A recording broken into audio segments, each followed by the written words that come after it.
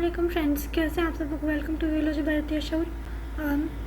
सो इस वीडियो में हम अपनी स्टडीज़ को अपने क्विज़ की तारीख को और अपने स्टडीज़ को भी कंटिन्यू करेंगे।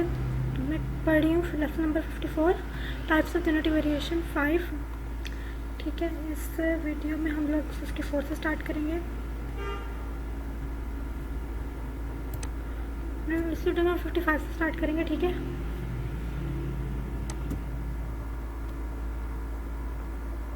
और मैं इसको लॉगिन करके फिर आपसे बाद में बात करती हूँ। ठीक है,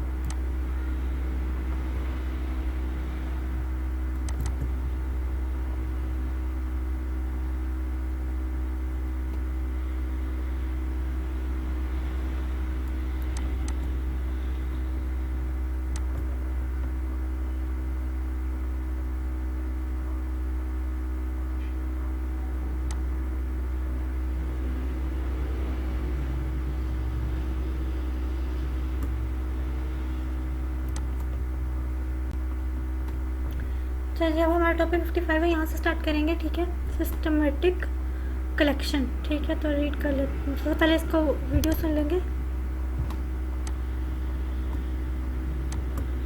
In this module, we will discuss systematic collection. What is systematic collection and what is the purpose of systematic collection? अगर हम systematic collection को define करें तो systematic collection is a method of collecting valuable biological specimens and preserving them along with specimens documentation such as label and notion. इसका मतलब यह है कि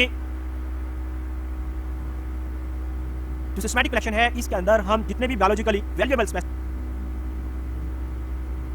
हैं उनको कलेक्ट करते हैं, उनको प्रिजर्व करते हैं और उनको प्रॉपर डॉक्यूमेंट करने के बाद उनको हम किसी म्यूजियम के अंदर महफूज कर देते हैं। अब ये ख्याल किया जाता है कि ये जो कलेक्शन है ये बहुत इंपॉर्टेंट होती है, क्योंकि जो सिस्टमैटिक कलेक्शन है basically it is a raw material for classification, क्योंकि जब तक हमारे पास कलेक्शन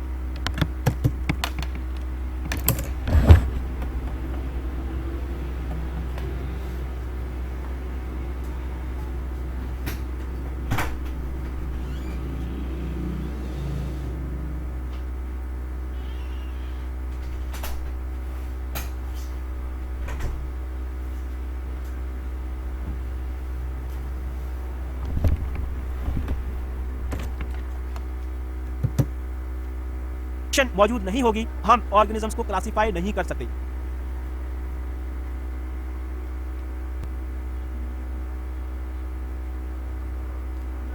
इसी तरीके से जो अर्थ बायोडाइवर्सिटी है उसका रिकॉर्ड रखने के लिए कि हमारे इलाके के अंदर कौन कौन सी स्पीशीज मौजूद है, उस इलाके की जो स्पीशीज हैं उनको हमें डॉक्यूमेंट करना पड़ेगा, उनका रिकॉर्ड मेंटेन करना पड़ेगा। इसी तरीके से इनिशियली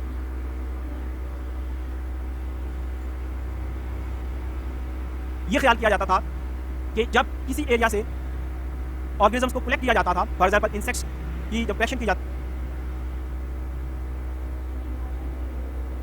थी, तो अगर जो नंबर ऑफ स्पेसिमेंस थे वो ज्यादा होते थे, तो ये जो ज्यादा स्पेसिमेन थे इनको डुप्लीकेट कंसीडर किया जाता था, इनको एक्स्ट्रा कंसीडर किया जाता था। लेकिन बाद में ये पता चला कि बेसिकली किसी भी इंडिविजुअल्स के अंदर जो कैरेक्टर्स हैं उनके अंदर वेरिएबिलिटी मौजूद होती है। अगर हम इन कैरेक्टर की वेरिएबिलिटी को स्टडी करना चाहते हैं तो उसके लिए हमें एडिक्वेट सैंपल जरूरी है। अब क्वेश्चन ये पैदा होता है कि एडुकेट से क्या मुराद है, कितना जो सैंपल है वो सफिशिएंट है। इस चीज का आंसर हमें इस बेस के ऊपर मिलता है कि किसी कैरेक्टर के अंदर कितनी वेरिएबिलिटी है। बहुत सारे ऑर्गेनिज्म ऐसे होते हैं जिनके अंदर जो वेरिएबिलिटी है वो बहुत कम है।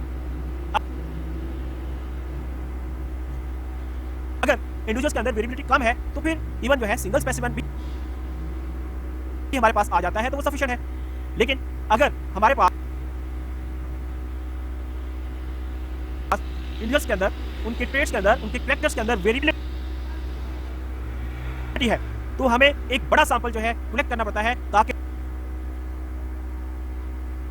हमें यह पता चल सके कि इन ऑर्गेनिजम्स के अंदर जो वेरिएबिलिटी की रेंज है वो कितनी है।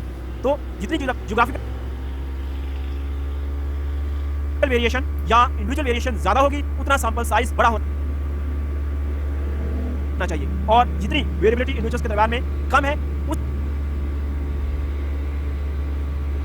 हिसाब से वेरिएबिलिटी की बेस के ऊपर जो सैंपल साइज है वो भी छोटा होना चाहिए। अब जो कलेक्शन का साइज है वो इस चीज के ऊपर भी डिपेंड करता है कि हम किस किस्म की स्टडी करने जा रहे हैं, हमारा ऑब्जेक्टिव क्या है। अगर हम ये चाहते हैं कि इंडिविजुअल्स के अंदर, हम कैरेक्टर्स के अंदर वेरिएबिलिटी को फाइंड करें, हम उसके कलर वेरिएशंस को स्टडी करें, हम उनके अंदर पॉलीमॉर्फिज्म को स्टडी करें, तो इस चीज के लिए हमारा जो सैंपल साइज है वो बड़ा होना चाहिए। फॉर एग्जांपल अगर हम किसी एरिया के अंदर एक फिश के ऊपर काम कर रहे हैं और उस फिश के अंदर जो कैरेक्टर्स है वो हाईली वेरिएबल है। फॉर एग्जांपल उसके अंदर हम फिन की बात करते हैं, fin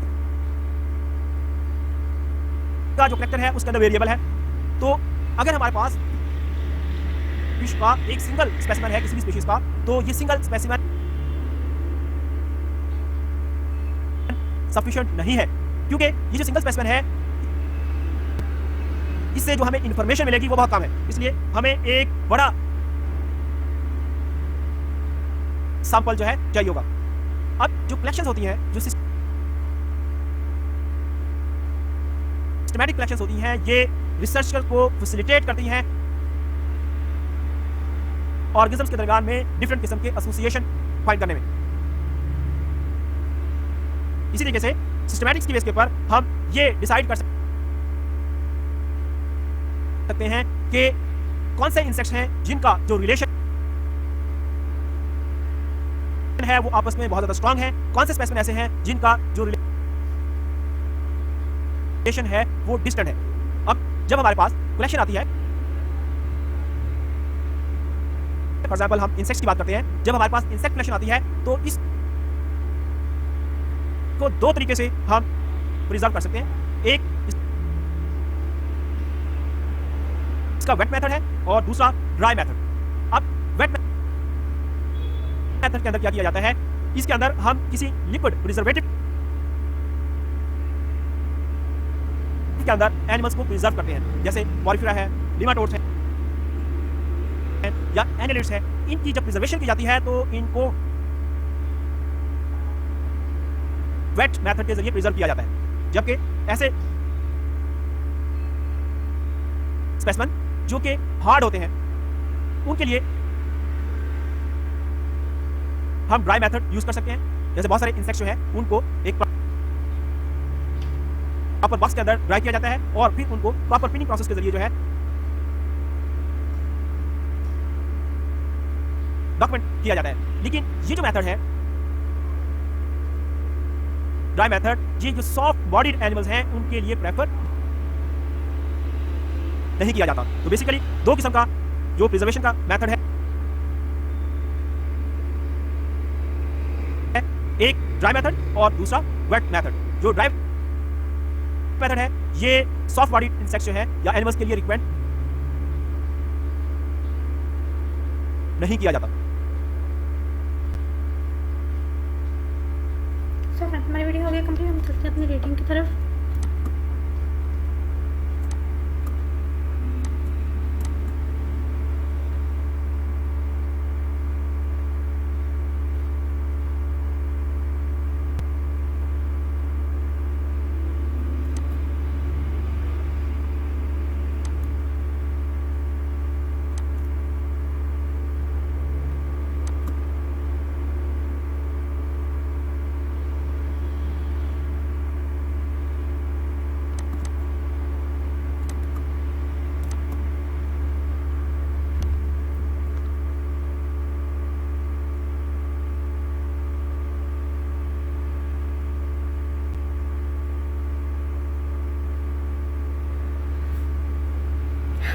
So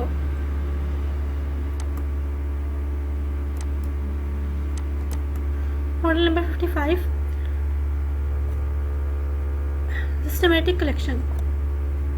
Systematic collection is a method of collecting valuable biological specimens and preserving them along with specimen documentation such as labels and notations. मतलब वो किस चीज़ से बिलोंग करता है, मतलब ठीक है, सारी की सारी इसकी क्लासिफिकेशन। ठीक है, उसके बाद में it possesses various attributes, raw material of classification, document earth biodiversity, initially additional specimens और स्पीशीज, डुप्लीकेट्स और एक्सचेंज पर्पस। सही, उसके बाद में हमारे पास है systematic collection.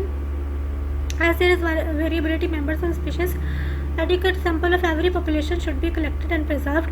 What is adequate? More material is needed in species with strong individual and geographical variation than in uniform species. Objective of study: simple study or genetic variability. When population analysis is attempted, dealing with size, proportions, coloration or polymorphism, large samples from numerous locations are needed.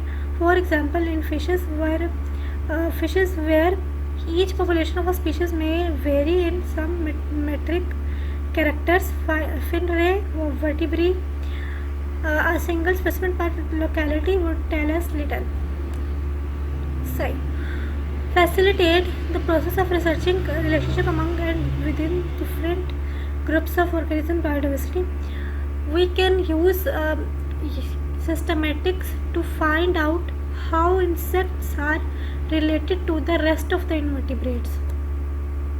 Preservation of collection samples. The collected samples are preserved by wet method and dry method. Wet method of preservation involves the use of liquid preservatives to prevent deterioration. Chemicals like alcohol, formalin, etc. are commonly used for specimen preservation. Animals belonging to phylum Porifera, Annelida, Nematoda are mostly preserved by wet method. Dry method. In this method, specimens are preserved in dry state. It is a traditional method to place several kinds of insects in a box for an indefinite period, allowing them to become dry. Not advisable for soft-bodied insects. The process of pinning insects specimens is a dry method to preserve and display collections. Done.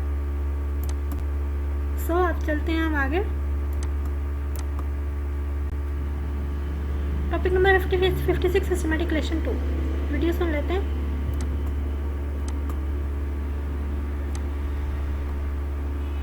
In this module, we will discuss systematic collection, especially the importance of systematic collection. Systematic collection जो कि हम museum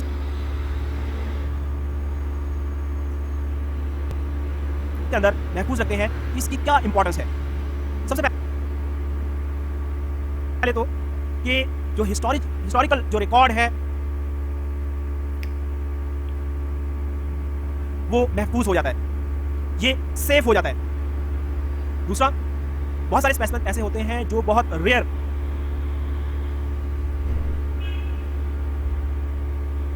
होते हैं।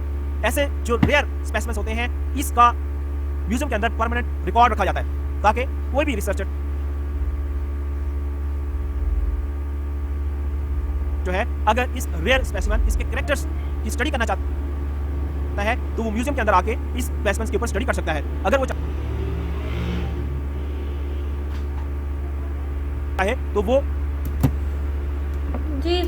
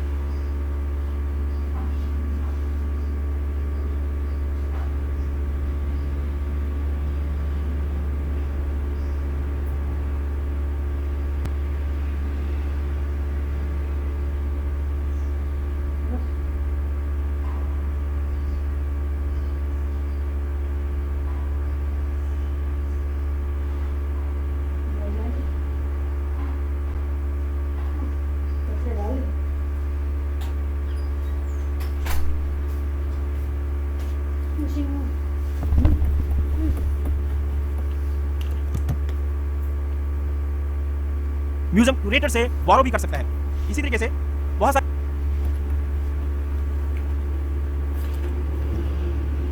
Specimen ऐसे होते हैं जो geographically ऐसे इलाकों के अंदर मौजूद होते हैं जहां पे किसी आम स्टूडेंट का या आम रिसर्चर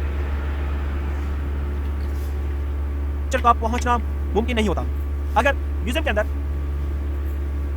वो स्पेसिमेन मौजूद है तो स्टूडेंट या रिसर्चर जो है म्यूजियम क्यूरेटर की मदद से उस स्पेसिमेन की स्टडी कर सकते हैं। इसी तरीके से बहुत सारे स्पेसिमेन्स ऐसे होते हैं जो कि एक्सटिंक्ट हो चुके होते हैं। अब ऐसे स्पेसिमेन जो है अगर इसके ऊपर कोई भी पर्सन स्टडी करना चाहता है तो ये स्पेसिमेन क्योंकि अब अवेलेबल नहीं है, अगर इसको कहीं से कलेक्ट करना चाहता है कोई भी पर्सन तो इसकी कलेक्शन अवेलेबल नहीं हो सकती क्योंकि ये एक्सटिंक्ट हो चुका है। लेकिन क्योंकि इसका परमानेंट रिकॉर्ड म्यूजियम के अंदर मौजूद है तो कोई भी जो रिसर्चर है वो म्यूजियम के अंदर इस स्पेसिमेन को तलाश कर सकता है और इसके ऊपर जो भी उसने स्टडी करनी है, इसका किसी भी रेफरेंस से अगर उसने डाटा लेना है तो वो आसानी से ले सकता है। इसी तरीके से जो म्यूजियम्स होते हैं ये किसी भी इलाके का जो रिकॉर्ड होता है, वहां का जो फाना है उसको प्रॉपर डॉक्यूमेंट करने में बहुत मददगार साबित होते हैं। म्यूजियम स्पेसिमेन की मदद से अगर कोई भी पर्सन ये वेरीफाई करना चाहता है कि जो कलेक्शन उसने की है क्या उसने उसको प्रॉपर आइडेंटिफाई किया है। फॉर एग्जाम्पल लिटरेचर के अंदर एक एनिमल का जिक्र है और ये मेंशन है कि इसका जो टाइप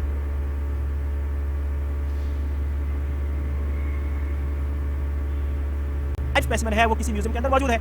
एक रिसर्चर अपनी रिसर्च स्टार्ट करता है, वो उस जैसा कोई एनिमल कलेक्ट करता है, ये कंफर्म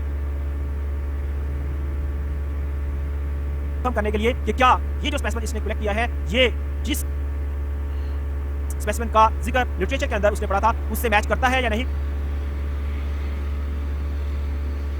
तो वो म्यूजियम को अप्रोच कर सकता है, वहां से उस स्पेसिमेन को देख सकता है और अपना जो स्पेसिमेन है अपने स्पेसिमेन के कैरेक्टर उस स्पेसिमेन के कैरेक्टर के साथ मैच करके ये फैसला कर सकता है कि दोनों स्पेसिमेन जो है एक ही स्पीशीज से बिलोंग करते हैं या नहीं। इसी तरीके से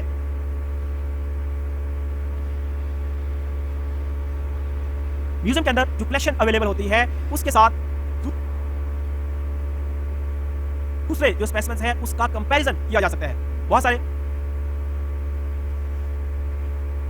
जो रिसर्चर्स हैं वो कंपैरेटिव स्टडीज कर रहे होते हैं।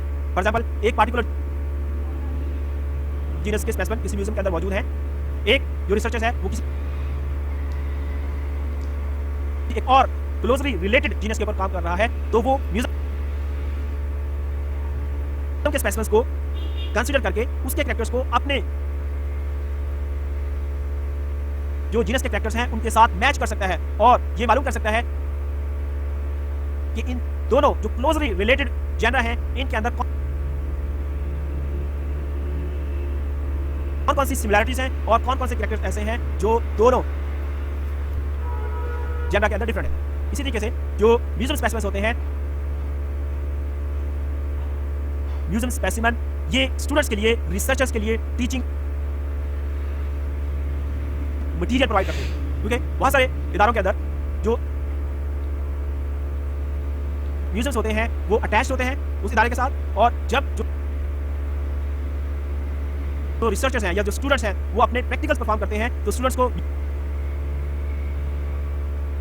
म्यूजियम के अंदर लाया जाता है, उनको मुख्तलिफ किस्म के जो एनिमल्स हैं उनकी जो कलेक्शन म्यूजियम के अंदर अवेलेबल होती है वो दिखाई जाती है, उनके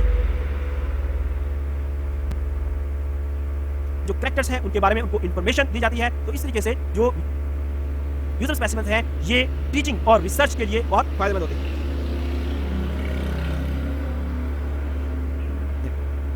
इसी तरीके से जो म्यूजियम के अंदर अवेलेबल स्पेसिमेन्स हैं इसकी बेस के ऊपर जब हम इनके कैरेक्टर्स की स्टडी करते हैं तो उससे हम ये अंदाजा लगा सकते हैं कि कौन से ऑर्गेनिज्म इसके अंदर ऐसे हैं जो कि आपस में एक दूसरे से रिलेट करते हैं और कौन से ऐसे ऑर्गेनिज्म हैं जो एक दूसरे से रिलेट नहीं करते।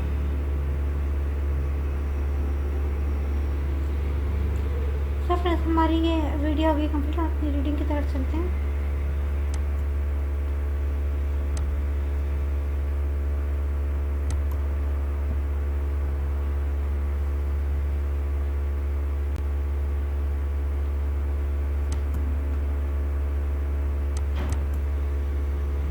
मॉड्यूल नंबर 56 यहाँ पर है systematic collection. Importance of systematic collection, safe storage of historical materials such as fossils, rarely found specimens of geographically inaccessible areas, extinct species specimens to place in museum for documentation, provide permanent record of faunas and floras from natural catastrophe। सही हो गया। उसके बाद में importance of systematic collection, help in the verification of original data for renewed study from a new knowledge and technique.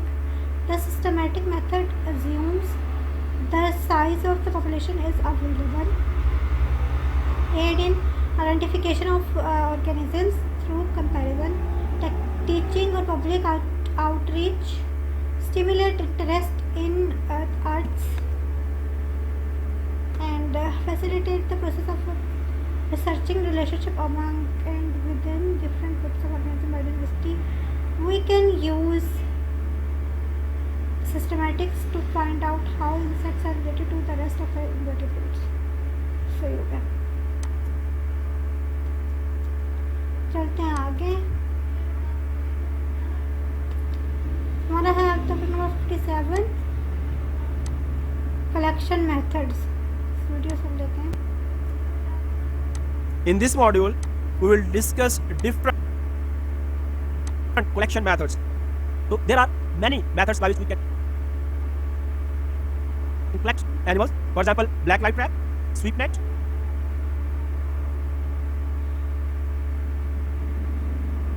suction device, DVAC method, pitfall method, aspirator method, beating sheet method, crawling method, dipper method, and hand picking method. Now we will discuss all these methods one by one. First of all, black light trap method. ये जो method है black light trap method, ये आमतौर पर जो entomologist हैं वो night flying insects को कलेक्ट करने के लिए इस्तेमाल करते हैं. इस मेथड के अंदर एक ब्लैक लाइट जो है उसको सस्पेंड किया जाता है in front of white sheet, और एक ये जो व्हाइट शीट है इसके करीब एक अल्ट्रा वायलेट जो लाइट है उसको हैंग किया जाता है. इंसेक्ट्स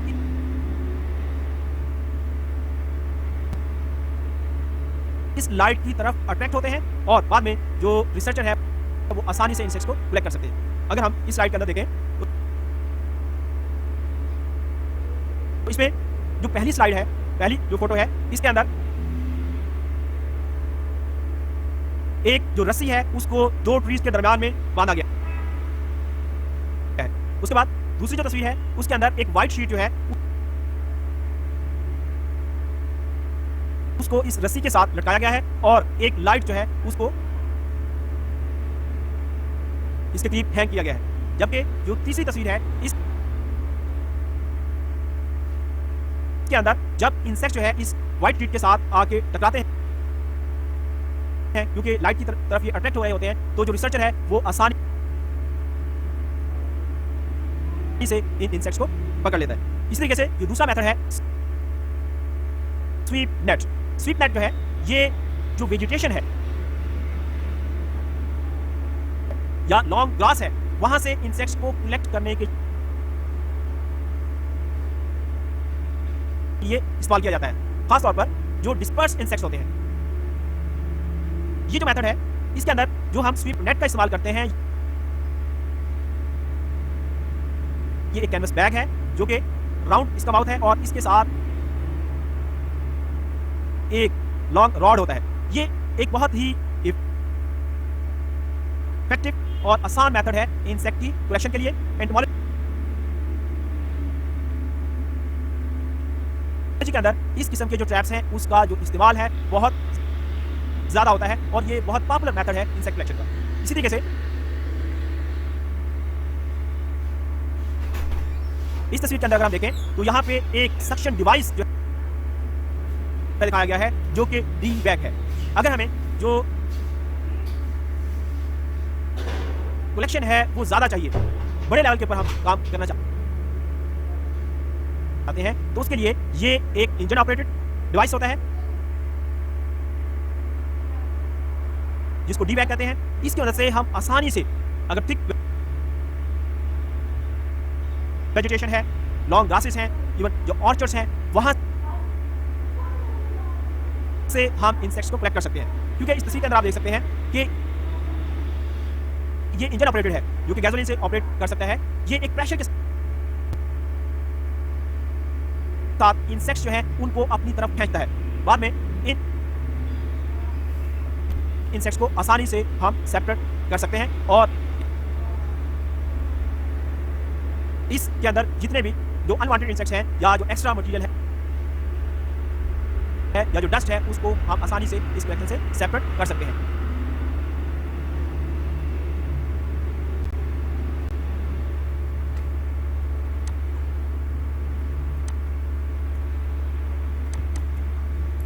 तो अब हमारी होगी ये वीडियो कंप्लीट। हम लोग इसकी रीडिंग कर लेते हैं।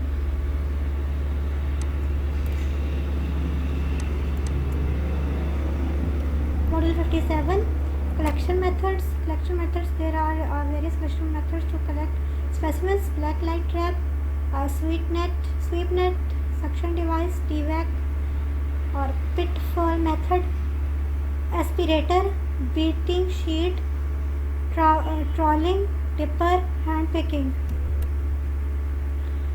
Black light trap, entomologists often collect night flying insects using a black light and sheet. The black light is suspended in front of a white sheet.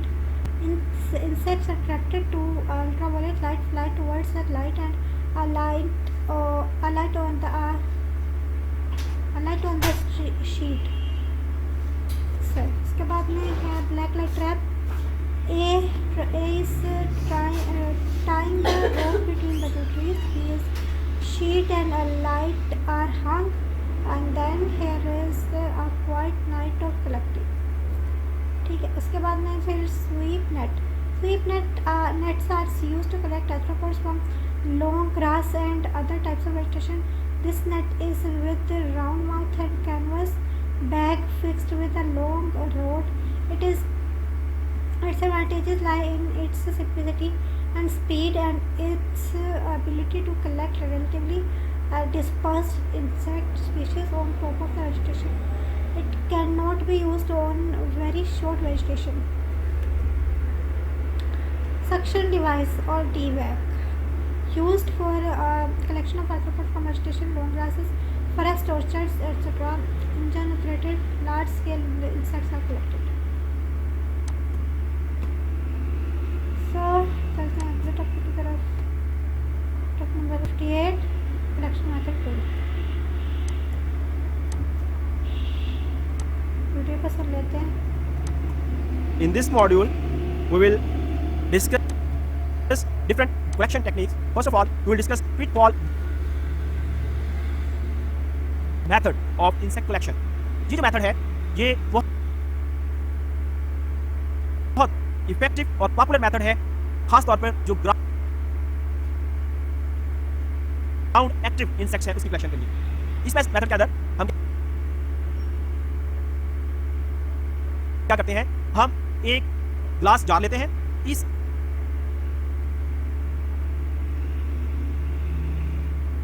Glass jar को हम जमीन के अंदर एक गड्ढा खोद के उसके अंदर दबाते हैं। लेकिन इसके अंदर इस चीज का ख्याल रखा जाता है कि द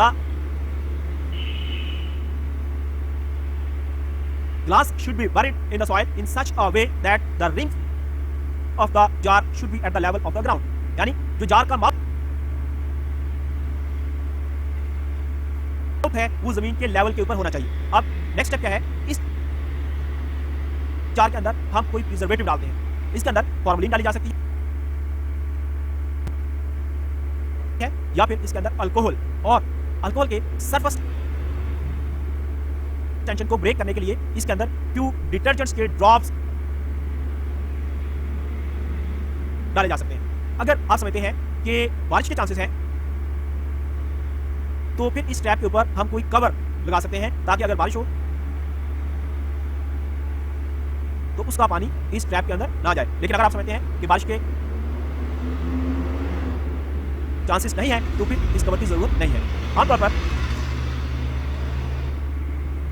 जो इंसेक्ट्स एक्टिव होते हैं जब रात को वो मूव कर रहे होते हैं तो वो इस ग्लास जार के अंदर गिर पड़ते हैं, और क्योंकि इसके अंदर प्रिजर्वेटिव मौजूद होता है और जो ग्लास की वॉल्स हैं वो काफी स्लिपरी होती है, इस वजह से वो उसको अलाउ नहीं करती कि वो उसमें से वापस आ सके। तो नेक्स्ट डे या 72 आवर्स के बाद जो रिसर्चर है वो जाता है, इसके अंदर जो इंसेक्ट्स होते हैं उनको वो कलेक्ट कर लेता है और इस जार के अंदर जो मटीरियल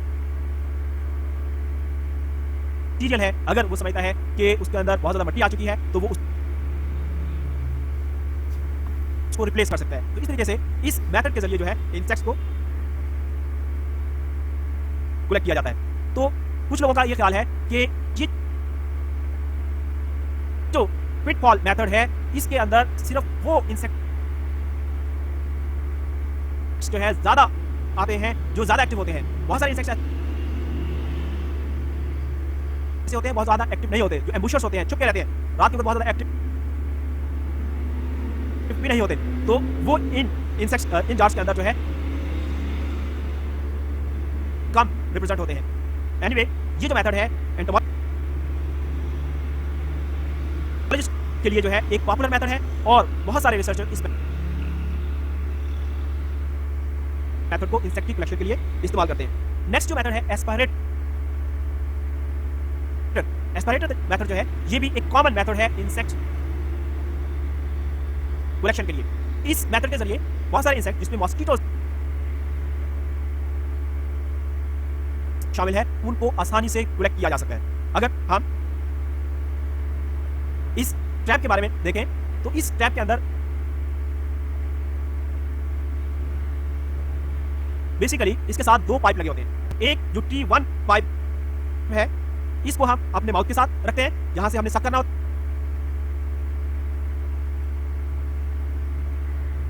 है, और जबकि जो T2 पाइप है ये वो पाइप है जिसको हम इंसेक्ट के करीब लेके जाते हैं, उसको डिस्टर्ब किए बगैर उससे थोड़ा दूर हम इसको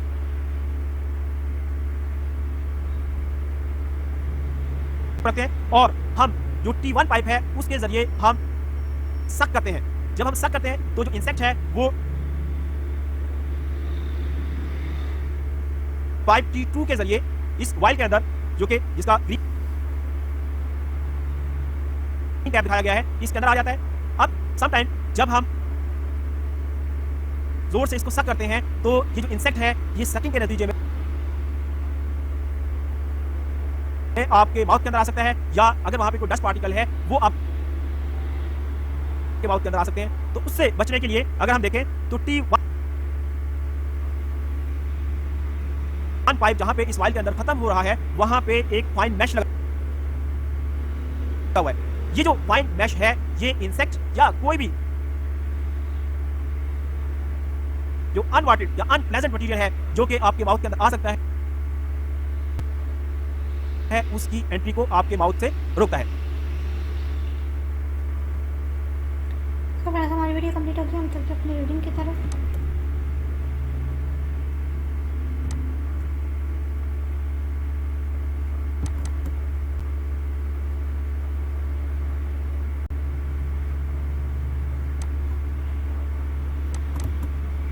टॉपिक नंबर 58 है और ये कलेक्शन मेथड्स हैं और यहाँ पे पिटफॉल मेथड में in this method if the insect falls into a pit, a container that is buried in the soil, the pitfall trap catches ground dwelling insects. Glass jar is buried in soil with its rims at the level of ground, filled with formalin or alcohol. Detergent drops to peak surface issue may be covered. Okay, aspirator, small insects or insects in hard to reach places can be collected using an aspirator. The aspirator is a vial with two pieces of tubing, one with the fine skin material over it. By sucking on the one tube, you draw the insect into the vial through the other. Aspirator, the screen for fine mesh prevents the insect or anything else confusion from getting drawn into your mouth. So, turn हो गया जनाब, ये topic यहाँ तक के clear हो गए, सही है। और हम तक आगे चलते हम लोग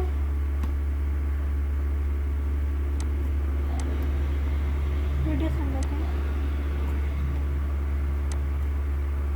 In this module we will discuss different types of collection methods. First of all, we will discuss beating sheet method. इस मेथड के जरिए हम ट्रीज या ट्रीज की जो ब्रांचेस हैं उस पर जो इंसेक्ट्स मौजूद होते हैं उनको कलेक्ट कर सकते हैं। इसको बीटिंग शीट मेथड क्यों कहते हैं? इसमें हम एक वाइट शीट जो है वो जिस दरख्त से हमने कलेक्शन करनी हो उसके नीचे बिछाते हैं, या फिर कोई भी वाइट चादर या ऐसे कलर की चादर जिसके ऊपर इंसेक्ट्स आसानी से नजर आए। आमतौर पर कोई भी दो पर्सन जो है एक शीट जो है उसको नीचे लेके खड़े हो जाते हैं, फिर एक स्टिक की मदद से ब्रांचेस को बीट किया जाता है, या फिर जो है ब्रांचेस को हिलाया जाता है। उससे क्या होता है, जितने भी इंसेक्ट्स उस ट्री ब्रांचेस के ऊपर मौजूद होते हैं वो इस वाइट शीट के ऊपर गिर जाते हैं,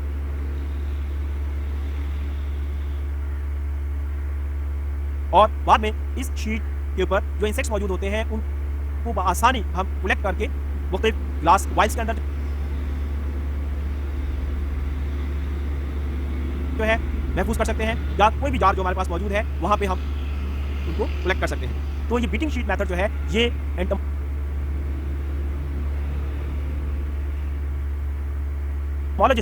बहुत कॉमनली यूज करते हैं इंसेक्ट्स की कलेक्शन के लिए। हम स्पाइडर्स की कलेक्शन के लिए भी इस मेथड को रूटीनली यूज करते हैं। इसी तरीके से नेक्स्ट जो मेथड है ट्रॉलिंग मेथड। ट्रॉलिंग मेथड जो है इसके अंदर हम क्या करते हैं, हम जो फिशिंग नेट है उसको एक बोट के पीछे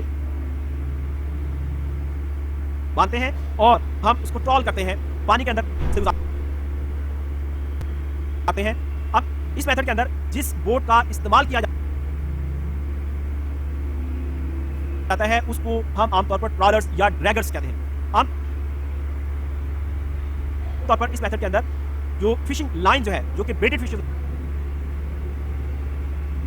लाइन है, उनका इस्तेमाल किया जाता है, और जब मुख्तलिफ किस्म के सर्वेस किए जाते हैं तो या साइंटिफिक सैंपलिंग की जाती है तो उस दौरान इस मेथड को इस्तेमाल किया जाता है। इसी तरीके से जो नेक्स्ट मेथड है डिपर मेथड। डिपर मेथड जो है ये भी एक कॉमन मेथड है, खास तौर पर किसी भी जगह से अगर हमने लार्वल डेंसिटी जो है उसको एस्टिमेट करना है। इसके अंदर हमारे पास एक खास किस्म का बना हुआ, एक खास मटेरियल का बना हुआ डिपर होता है। इसको हम जिस जगह से हमने लार्वल डेंसिटी जो है या इंसेक्ट डेंसिटी उसको एस्टिमेट करना है वहां हम इसको डिप करते हैं, और आमतौर पर 3 से 5 दफा हम इसको डिप करते हैं। पहली दफा डिप किया, उसके बाद जो है जितने भी उसके अंदर लार्वी या इंसेक्ट्स है उनको काउंट किया या उनको सेपरेट कर लिया, बाद में उसको काउंट किया। इसी तरीके से दूसरी दफा, इसी दफा, तो 3 to 5 टाइम उसको रिपीट किया जाता है। तो ये जो मेथड है ये लार्वी की एस्टिमेशन के लिए बहुत कॉमनली यूज किया जाता है। अगर हम मॉस्किटोस के हवाले से बात करें तो मॉस्किटो के जो लार्वी हैं उसकी जो लार्वल डेंसिटी है उसको एस्टिमेट करने के लिए भी ये जो मेथड है इसको यूज किया जाता है। तो फ्रेंड्स हमारी वीडियो कंप्लीट हो गई, हम चलते हैं अपनी रीडिंग की तरफ।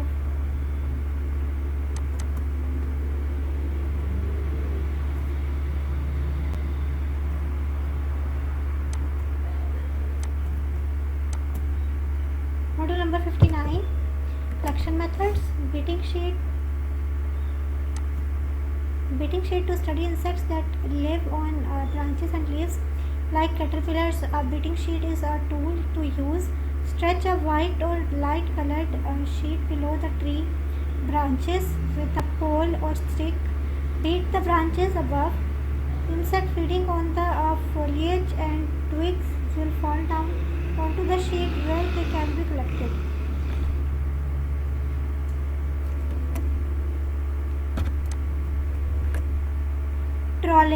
Trawling is a method of fishing that involves pulling a fishing net through the water behind one or more boats. The boats that are used for trawling are called trawlers or draggers. In trawling, baited fishing lines are drawn through the water. Trawling is commonly used as scientific sampling or survey method for marine specimens. Dipper. The most commonly used larval collection method is the standard dipper. Estimates of larval density can be carried out by counting the number of mosquito larvae per dip. Using a standard 1-pint dipper, a minimum of 3 to 5 dips should be completed at each site. Collection of mosquito larvae, for example, collection of mosquito larvae. चलते हैं अपने अगले topic की तरफ.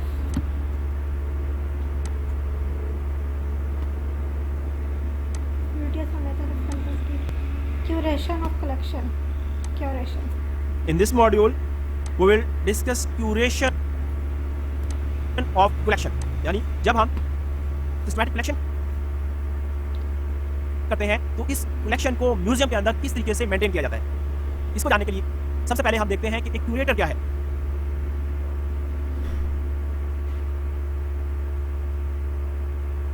Curator basically वो person है who manages, administrates और organizes a collection for exhibition. Her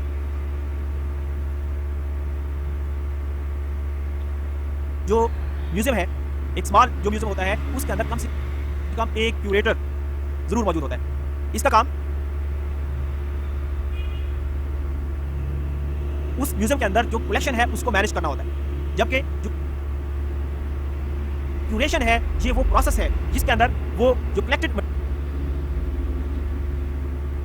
material होता है उसको आइडेंटिफाई करता है और उस एनिमल जो कलेक्शन है उसको ऑर्गेनाइज करता है. अब तकरीबन हर जो म्यूजियम है उसके अंदर एक क्यूरेटर लाजमी होता है. लेकिन जो बड़े म्यूजियम होते हैं, बड़े म्यूजियम उसके अंदर एक से ज्यादा क्यूरेटर्स मौजूद होते हैं. अब जो बड़े म्यूजियम्स हैं उसके अंदर क्योंकि जो कलेक्शन का जो वॉल्यूम है वो ज्यादा होता है और आमतौर पर हर ग्रुप का एक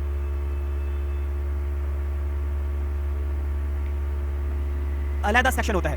तो यहाँ पे जो ज्यादा क्यूरेटर्स होते हैं ये स्पेशलाइज्ड होते हैं. हर क्यूरेटर जो होता है वो स्पेशलाइज्ड होता है किसी एक पार्टिकुलर ग्रुप के लिए. फॉर एग्जांपल अरेक्निड्स के लिए एक स्पेशल क्यूरेटर है, एनालिड्स के लिए एक अलग क्यूरेटर है, इकालोडर्म्स के लिए एक अलग क्यूरेटर है. तो बड़े म्यूजियम जो है उसके अंदर नंबर ऑफ क्यूरेटर ज्यादा होते हैं. जैसे फॉर एग्जांपल अगर हम एक बड़े म्यूजियम जैसे कि American museum of natural history New York की बात करें तो ये एक बहुत बड़ा म्यूजियम है. इसके अंदर हर एनिमल ग्रुप के लिए एक अलग सेक्शन मौजूद है. इवन अगर हम इनवर्टिब्रेट्स की बात करें तो इनवर्टिब्रेट्स के हर फाइलम के लिए वहां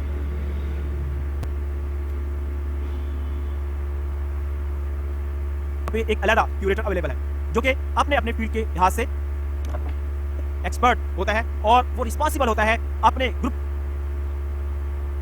की कलेक्शन की आइडेंटिफिकेशन के लिए और उसकी मैनेजमेंट के लिए.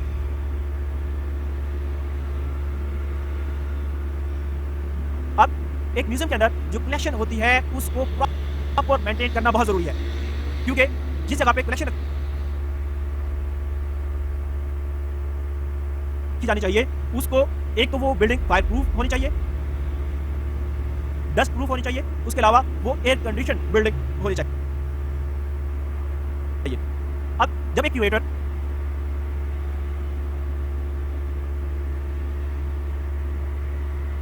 म्यूजियम के अंदर एक कलेक्शन को मैनेज करता है तो वो हर स्पेसिमेन को एक म्यूजियम नंबर अलॉट करता है. उसके अलावा ये जो एनिमल है इसका एक ओरिजिनल फील्ड नंबर मौजूद होता है. जब इसको फील्ड से कलेक्ट किया गया होता है तो जो रिसर्चर है उसने इसको एक नंबर अलॉट किया होता है. इसी तरीके से इसका जो साइंटिफिक नेम, एटलीस्ट उसकी जो जीनस का नेम है, वो जरूर मौजूद होता है। इसके साथ उसको कहां से कलेक्ट किया गया, उसकी एग्जैक्ट लोकेलिटी, उसके बाद डेट ऑफ कलेक्शन, किस डेट को उसको कलेक्ट किया गया, और कलेक्टर का नाम क्या था, किस कलेक्टर ने उसको कलेक्ट किया। इवन जो है उसके कोऑर्डिनेट्स भी शामिल किए जाते हैं, ताकि बाद में अगर कोई रिसर्चर जो है वहां उस ट्राइब लोकेलिटी के पास जाना चाहे तो वहां वो जा सकता है आसानी से। इसी तरीके से अगर कोई स्पेशल रिमार्क्स हैं तो वो लिखे जाते हैं। शुरू के अंदर ये किया जाता था कि बकायदा कार्ड सिस्टम मेंटेन किया जाता था, कार्ड्स के ऊपर ये तमाम इंफॉर्मेशन मौजूद होती थी। लेकिन अब ये जो कार्ड सिस्टम है आहिस्ता आहिस्ता इसको रिप्लेस किया जा रहा है with the electronic data processing. इसके अलावा जो एक क्यूरेटर है वो इस चीज के लिए भी रिस्पॉन्सिबल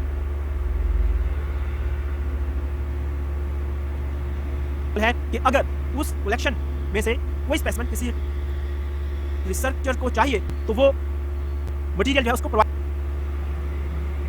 करे। समटाइम कुछ रिसर्चर्स ऐसे होते हैं जो कि किसी एक पार्टिकुलर ग्रुप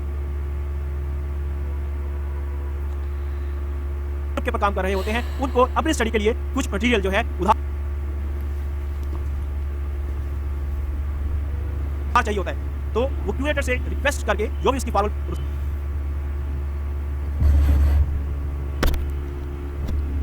प्रोसीडिंग्स है, जो भी प्रोसीजर्स है, उसको कंप्लीट करने के बाद वो म्यूजियम से जो कलेक्शन है वो उधार ले सकता है। तो ये तमाम रिस्पांसिबिलिटीज जो है एक क्यूरेटर की है। सो फ्रेंड्स, फाइनली हमारी वीडियो होगी कंप्लीट। हम चलते हैं अपनी रीडिंग की तरफ।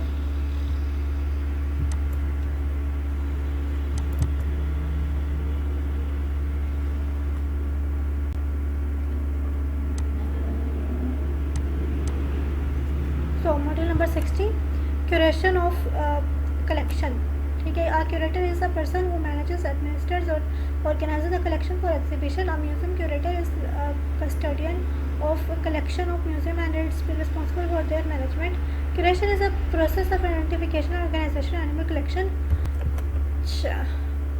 All types of museum have at least one curator. A large museum may employ several curators. Each have specialization in particular fields. American Museum of Natural History, New York, housing of collection in 5 free buildings that are dust proof, air conditioned building.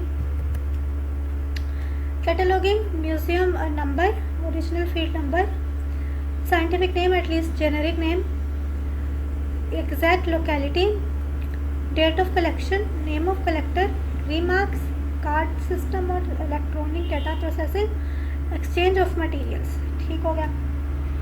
सो यहाँ तक friends हमारे first quiz का syllabus complete हो गया।